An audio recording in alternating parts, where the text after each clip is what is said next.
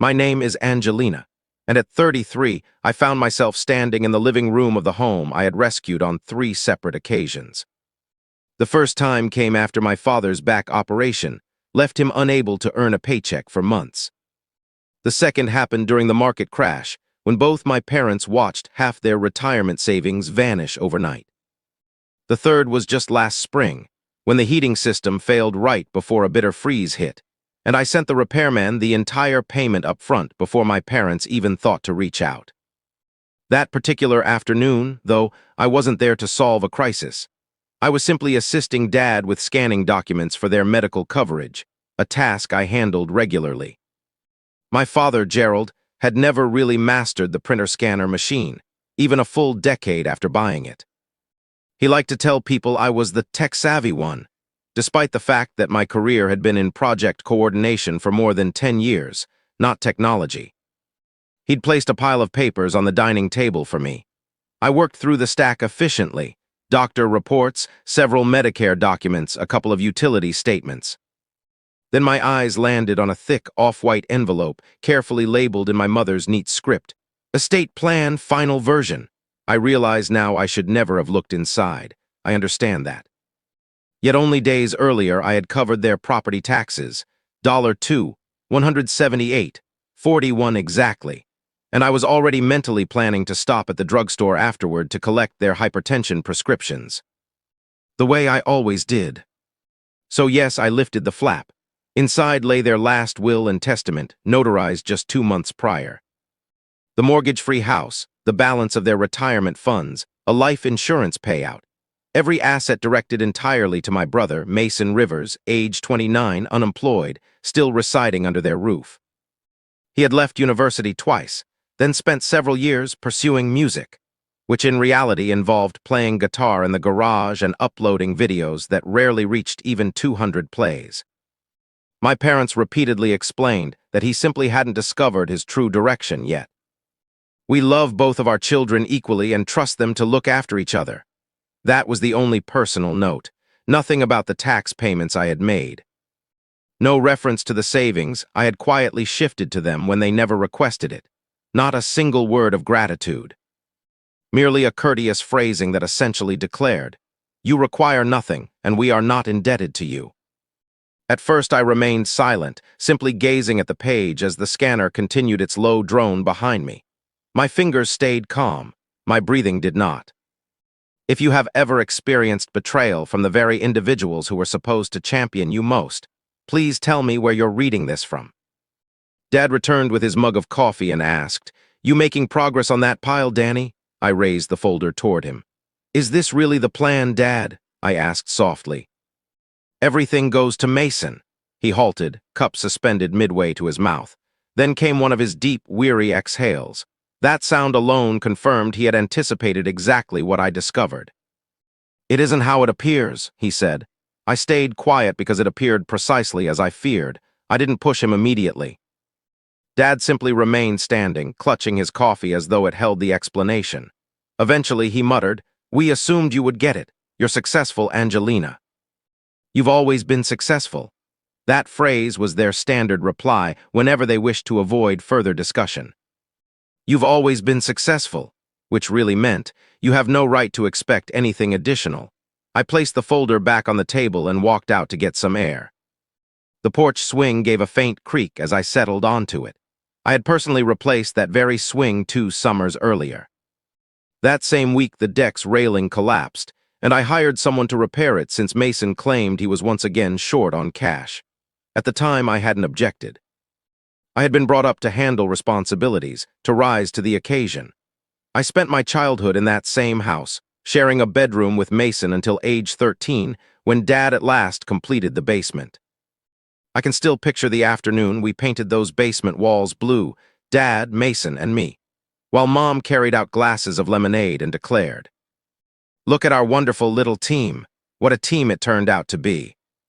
After graduating college, I remained in Nashville because Mom insisted she couldn't rest properly whenever I moved too far. I declined a promising position in Boston, even though it came with higher pay and a quicker path to management. I convinced myself that family took priority. They never explicitly demanded my sacrifices.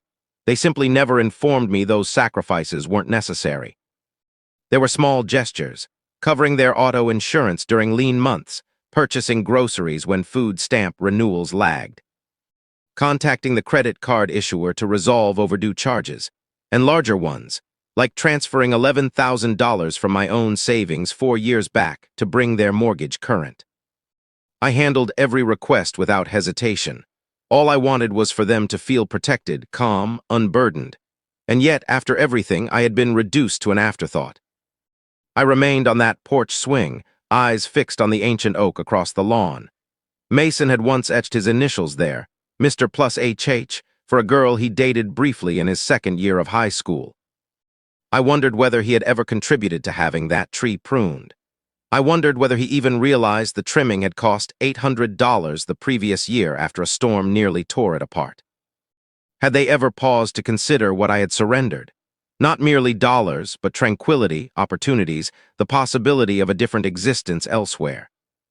Or had they simply viewed me as the person who never required prompting because I invariably appeared first? I never returned indoors. The swing creaked once more beneath my weight, then grew still. I could hear the scanner's steady hum drifting through the screen door. Moments later, Mom appeared. She had on the familiar light blue cardigan she always chose for serious conversations. The same one from the Christmas when I presented her with a gift card while Mason handed her a homemade CD. She claimed to cherish both equally. She remained standing at first, merely fidgeting with the edge of her sleeve. "Angelina," she began, neither overly gentle nor harsh. I kept my gaze downward. She took a seat beside me regardless. "We never intended for you to discover it this way." I gave a single nod. I refused to rescue her from the quiet. She exhaled, not quite a sigh, more a gentle release. "It isn't that we don't care for you." I offered no reply, because what kind of affection erases your name the moment it becomes inconvenient? She placed her hand over mine. Her palm felt warm, faintly shaking. "Mason has struggled more. You're dependable, Danny. You always have been. Dependable, solid, trustworthy." Phrases that sound affectionate until you recognize they function as restraints. Titles that permit others to draw from you without remorse. I withdrew my hand. "You could have informed me," I said, keeping my tone quiet and level. "You could have spoken to me." She turned her eyes toward the yard, and then she murmured it as though whispering lessened its weight. "We had to co-sign for Mason. He required assistance." The statement struck softly, yet I registered every implication in her delivery. They hadn't merely excluded me from the will. They had already bound themselves to him with actual figures, genuine obligations, tangible jeopardy. "How much?" I asked. Silence. "Mom, how much?" Still nothing. Then barely audible, 35,000. I rose to my feet. A breeze had begun to stir. The antique wind chimes above the porch gave one faint chime before going quiet. I regarded her not furious, simply exhausted.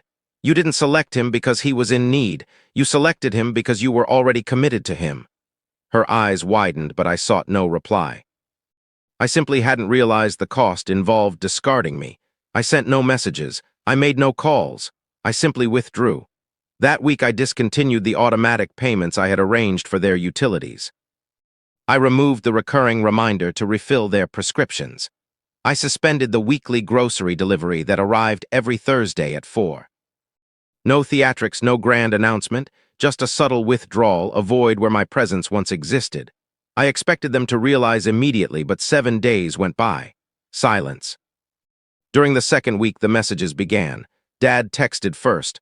"Water bill arrived higher than usual this month. Can you look at the account?" I left it unanswered. Then, "Mom, we're out of the low-sodium crackers you normally get. Mason overlooked it." I marked them unread. They weren't alarmed yet. They merely presumed I was occupied, irritable, or worn out from my job. Perhaps they believed I required a brief break. Perhaps they assumed I would return the way I always had. By the third week, the wording shifted. "Angelina," Mom wrote, "the mortgage payment is due. Can you transfer what you normally cover?" No greeting, no inquiry about my well-being. Simply a demand, an amount, an expectation. I stared at the text for a long while, then I replied, "Ask Mason, it's his house now." I pressed send without hesitation. 5 minutes later, the phone rang. I allowed it to ring out. Another text arrived. Please don't act this way, we should discuss this. But no discussion remained. They had reached their conclusion. I was merely beginning to live as though my own decisions counted. That same evening, Mason messaged, Danny, don't turn this into something huge. Just support them the way you always have. The way I always had, like habit, like instinct, like I had never been anything beyond dependable background support. I responded, they picked you, Mason, so step up and be the one they picked. No answer came. The following morning, I opened my phone to a payment request from Mom, $3,200. The precise sum of the overdue mortgage plus late charges. No accompanying words, no explanation, merely the figure. I rejected the request. Within 60 seconds, the phone rang again and again. Then the message, we might lose the house if you refuse to assist. And finally from Dad, you would allow your own parents to become homeless. I nearly laughed aloud. They were not homeless.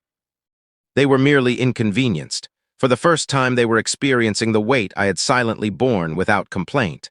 I powered off my phone. They hadn't lost me the day they rewrote the will.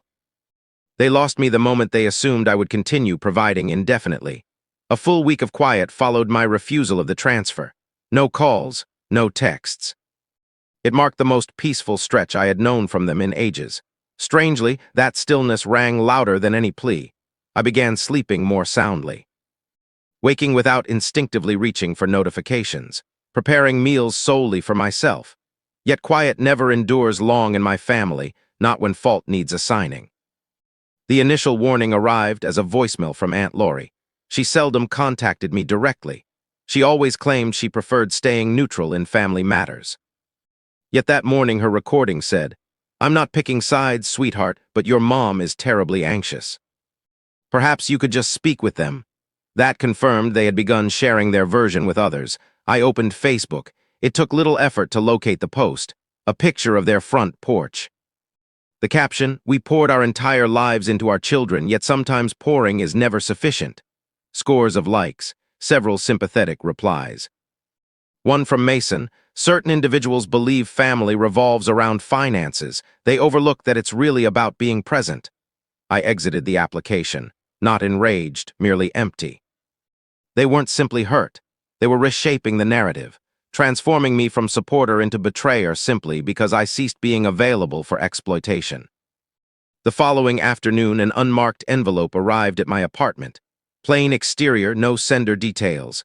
Inside, a photocopy of a foreclosure warning.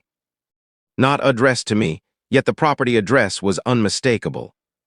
I held the document for a moment, studied it, then turned it over and wrote across the reverse. Perhaps you should have willed it to someone capable of maintaining it. I never mailed it back. Instead, I visited the county website. The home had been officially flagged as delinquent. Payments overdue, no reserves remaining. They had exhausted the savings, likely attempting to preserve appearances. Perhaps expecting I would relent before reality struck. Mason had depleted it completely. Every cent intended for their security, for stability, for his tomorrow, vanished. Once upon a time, I would have intervened, phoned the lender, arranged an extension, shifted money to cover the gap. Instead, I filled a glass with water, sat down at my kitchen table, and permitted the house to slip away without my intervention. Sometimes you don't ignite the blaze. You simply cease hauling the buckets. It began subtly. A cryptic post from Mom featuring a sunflower emoji, a snapshot of her and Dad smiling on the porch. We nurtured them with devotion. We gave our utmost, yet occasionally devotion falls short. No direct names, no explicit blame, but I recognized the intent. So did anyone familiar with our situation. Aunt Trish replied, you both are incredible parents, you deserve far more. Dad posted next, less veiled. We invested everything in our children, hours, resources, affection. We believed we instilled proper values. Ultimately, however, you cannot dictate who decides to abandon you. He tagged me. No phone call, no private note, just a public statement for all to view. I offered no reply. I observed the reactions accumulate, dozens of likes, relatives and acquaintances joining in, some I hadn't encountered since high school. One commented, today's young people fail to grasp the meaning of sacrifice, and naturally Mason weighed in. He reposted Dad's message with his own addition. Certain individuals only value family when it benefits them. I would sacrifice anything to shield mom and dad. Apparently not everyone shares that perspective. I read his words twice, then a third time. The same person who hadn't contributed rent in years, who had emptied their remaining funds, who observed the home deteriorate, was now casting himself as the protector. The responses stung worse. What a devoted son. Your sister ought to feel ashamed. They provided her with so much, she simply demanded even more. They lacked the full context, but they preferred not to hear it. They craved a narrative, and my family supplied one. I might have continued staying silent, allowed the controversy to fade. But then I noticed her name, Kelly, my cousin. The same cousin who once described me as the glue holding this family together. She liked the post and added a heart emoji. Nothing more. That gesture struck deeper than anticipated. Perhaps because I believed she understood. Perhaps because I believed she truly saw me. I shut my laptop, sat in darkness, and for the first time in weeks something inside me fractured. Not dramatically, not chaotically, merely a soft, conclusive snap. They weren't merely revising the tale, they were removing me from its pages entirely. They arrived on a Thursday. I should have anticipated it. Messages had failed, requests for funds had been disregarded. Attempts at inducing guilt had lost potency, so they appeared in person, at 10:42 a.m. The lobby desk phoned. "Ms. Rivers, your parents are here, accompanied by a gentleman claiming to be your brother. They're requesting access upstairs." "They say it's urgent." I stood in the corridor outside my office, staring at the tiled floor as the receptionist spoke. I drew a slow breath.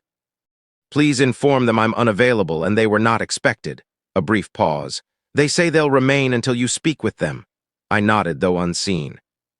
"Then let them wait." 20 minutes later, my phone vibrated. A message from Mom. "We're downstairs, please open the door." Another. "We won't depart until we've spoken." I took my time.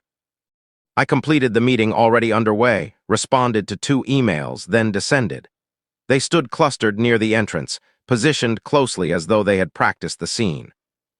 Dad stood rigidly, braced for confrontation. Mom gripped her handbag tightly, eyes darting.